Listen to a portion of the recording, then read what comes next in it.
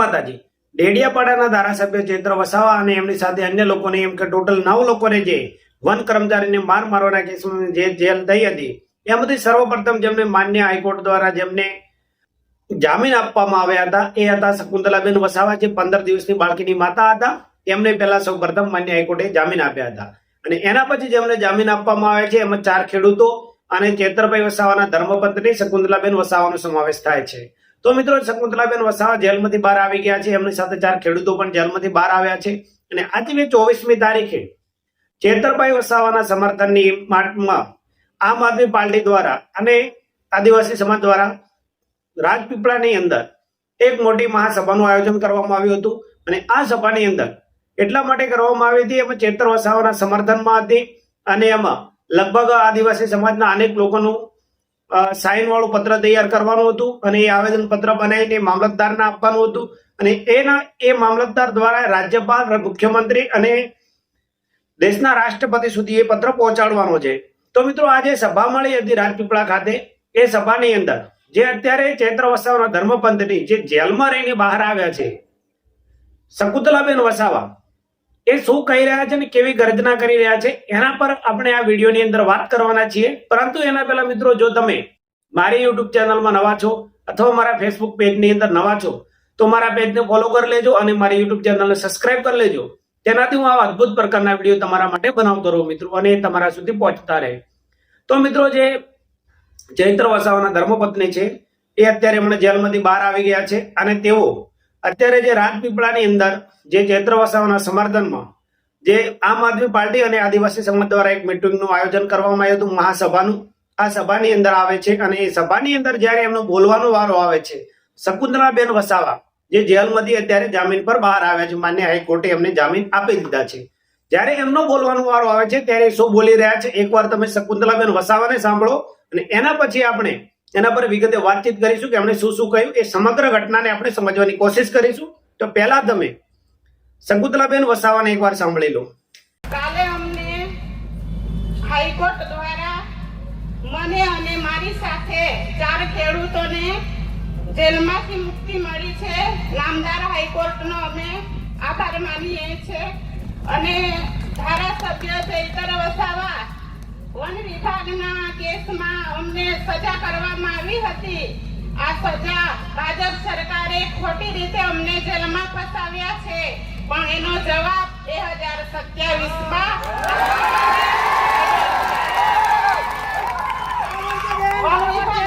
ખેડૂતોનો પાક કાપી નાખવામાં આવ્યો છે.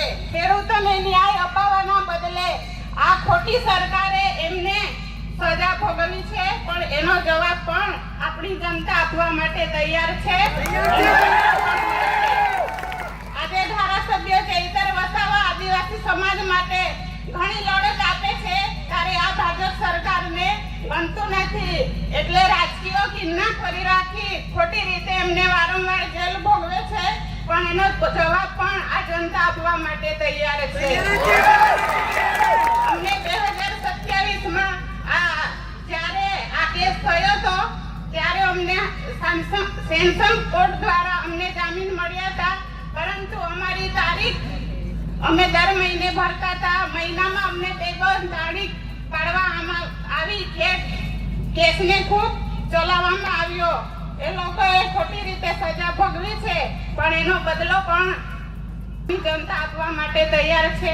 તમારી આશીર્વાદથી તમારો બધાનો ખૂબ ખૂબ આભાર. જેલમાં અમને ઘણી તકલીફ પડી, સમય કાઢવા માટે ખૂબ મુશ્કેલ હતું અને તમારી સાથે અમને ખૂબ તકલીફ પડતી હતી, પરંતુ તમારા આશીર્વાદથી અમે બહાર આવ્યા છે. તમારો બધાનો ખૂબ ખૂબ આભાર.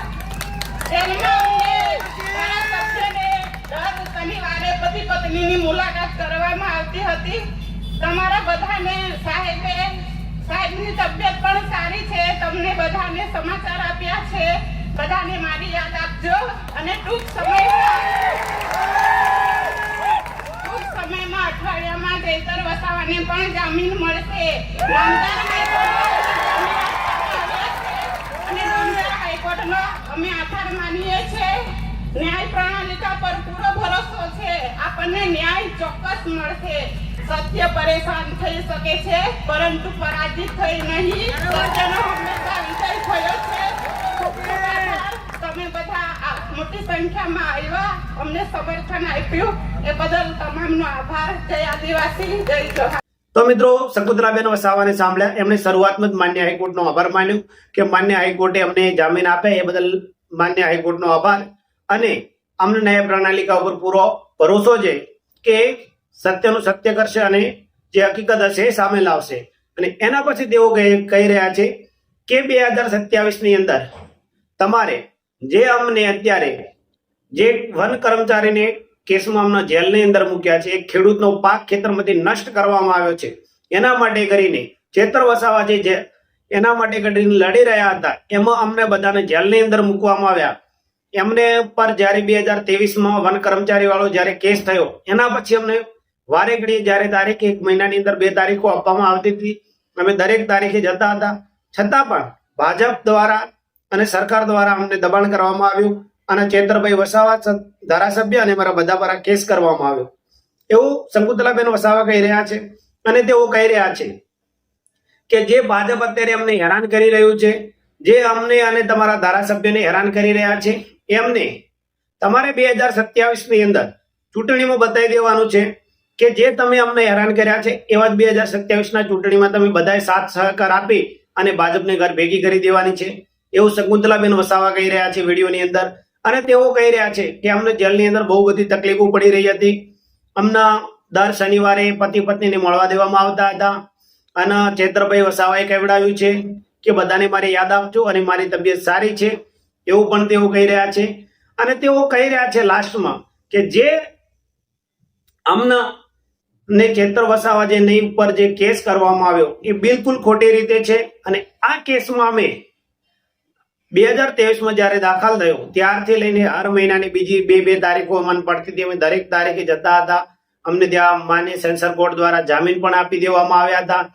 છતાં પણ એમણે એવું કહ્યું છે કે સરકાર દ્વારા અમને આ કેસની અંદર ફસાવવામાં આવ્યા અને જેલમાં મૂકવામાં આવ્યા. પરંતુ માન્ય હાઈકોર્ટે અમને જામીન આપ્યા છે અને અમારા જામીન મંજૂર થઈ ગયા છે અને અમે જેલની બહાર આવ્યા છીએ.